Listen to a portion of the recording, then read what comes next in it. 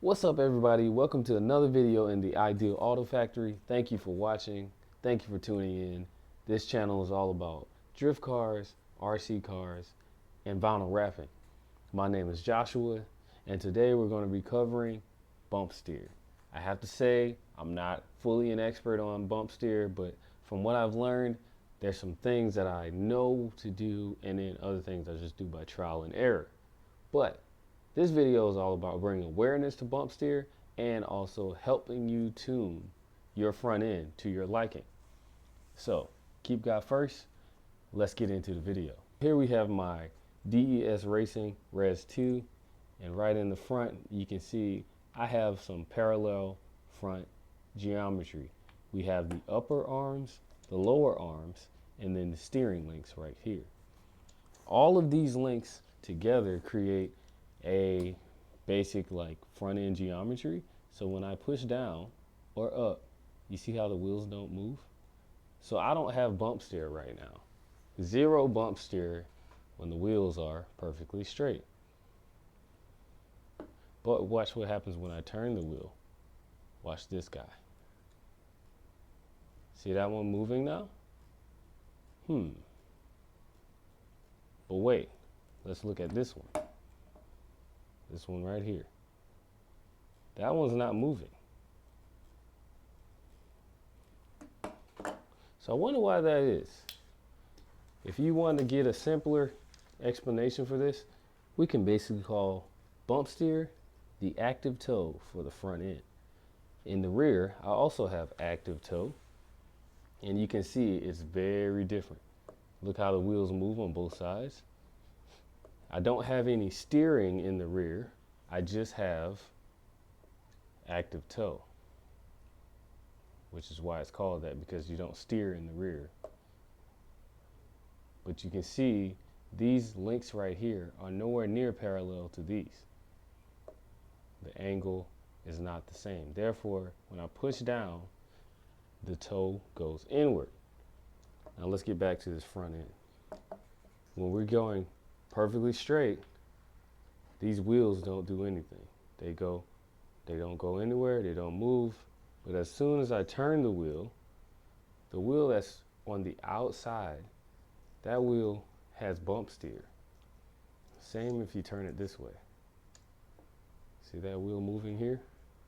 I wonder why that is. Well, let's look. Let's look inside and see. Here you can see that all three of these arms are still parallel. These three arms are parallel, which means zero bump steer. They even look parallel on the way down. But as we move over here, we can see that this wheel and these links on this side are not parallel anymore. When you go down, whoa. Now we have this one looks perfectly straight and this one is at a downward angle. That creates bump steer for this wheel, for the outer wheel. I would like to bring awareness to the fact that no matter what you're doing with your RC car, you should always check it in every aspect that you will be driving it in. So my suspension could be down, it could be up, I can have the body on or the body off. Most of the times the body's going to be on when I'm driving, right? So who's to say my suspension is actually doing what it's supposed to do if I don't have the body on and the battery in it? So right now, I could be tricking myself into thinking I have a perfectly tuned chassis, but in reality I don't, because I don't have the battery in it and I don't have the body on.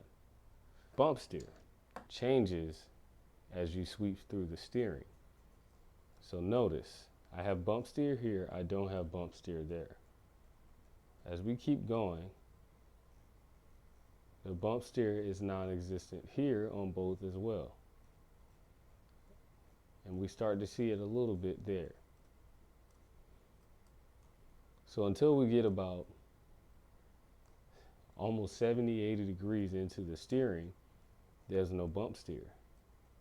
Now, how often are you actually in this actual state while drifting? It's not a lot. You're mostly here, halfway through the sweep. So most of the time I don't have bump steer. And to bring in a better example, I'm going to bring in one of the most iconic front ends in RC drifting, and we're going to see how that one looks throughout the steering sweep. Fantasy 2 front end is the most, it's the craziest front end you'll ever see. The steering sweep is just like anything else. It goes full lock left and right. And then no bump steer right now. Oh, just a little bit there. You see it. See that wheel move just a little bit compared to this. See that? Almost, there's nothing happening here. We have a little movement there. And now when we go full lock to the one side, we'll do the same here and check the same characteristics.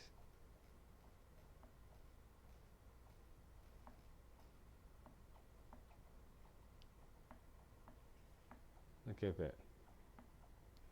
So there's more bump steer on this car than this one. And look how the arms are.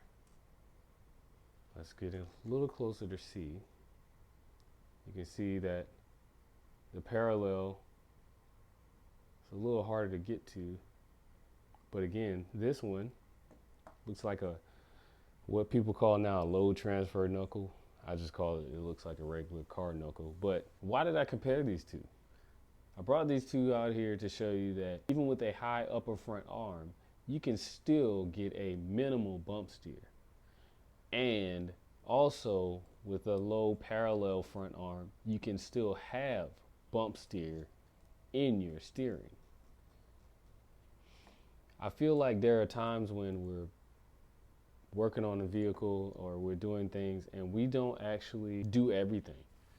We set it straight like this and we're like, okay, let's see if it got bump steer. Not really, not a lot. Okay, yeah, my car is good. I don't have bump steer. I'm good.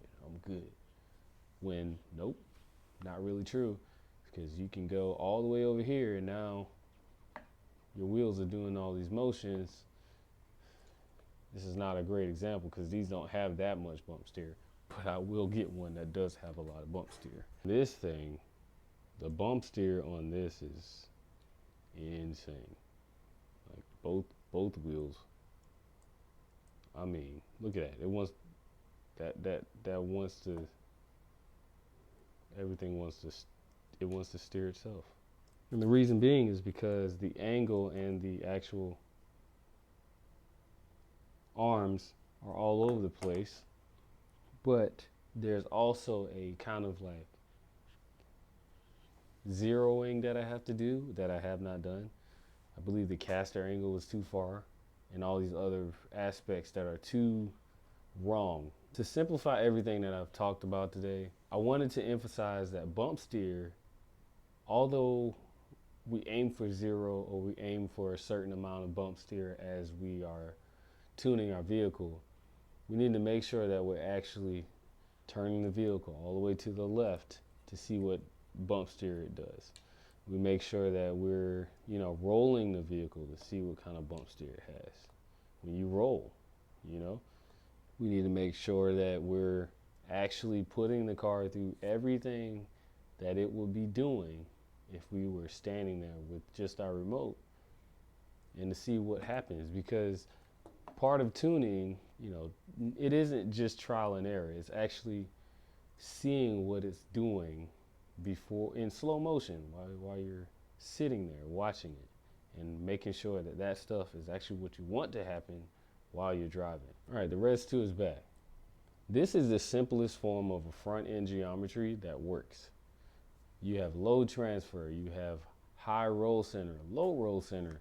Those different types of setups, whether it be high roll center, low roll center, high, upper arms, really low lower arms, high, you get a lot of droop out of your vehicle.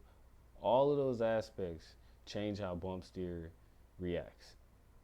Parallel arms are going to be the simplest no bump steer setup. The moment you start bringing in different angles, the inner center and all this other stuff, You got to start playing with spacers. You got to start playing with what angles will work. You know, whether this is higher that way, this one is lower that way, the upper arm versus the lower arm. But overall, the whole point of this video is to show you that you have to start pushing your car up and down. You turn the wheel all the way, and this is before even turning the vehicle on, to see what's actually happening, to make sure that you're actually doing something good to your vehicle instead of just going out there and being like, yeah, so yeah, I made sure my arms were parallel, so that means it's supposed to work. No, go ahead, make the arms parallel, right? Just like this. Test it out. See what you got. You see if you see how's your acumen look once you do that. Okay, all right, good there. Turn it the other way and do that. Yeah. So that'll do it for this video. I want to get into more detailed stuff about Bumpsteer, but I haven't quite figured it out yet.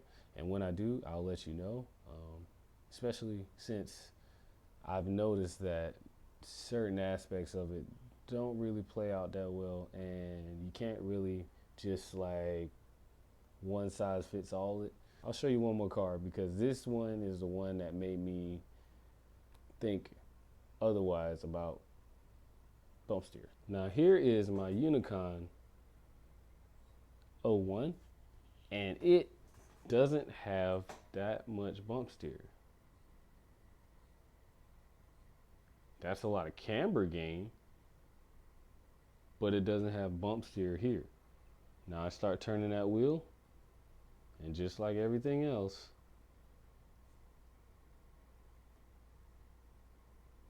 Bumpsteer comes into play here, but it's not as much as the other vehicles. And then on top of that, it looks like I'm holding the steering to the right, by the way. But it looks like I got more camber gain here and then Bumpsteer here. So I'm still figuring it out. Still don't know everything about Bumpsteer, but I'm learning. And you can see the arms. They are way different. They're pretty much as low as can be. Steering links here. They're touching the lower control arm. So maybe that has something to do with it.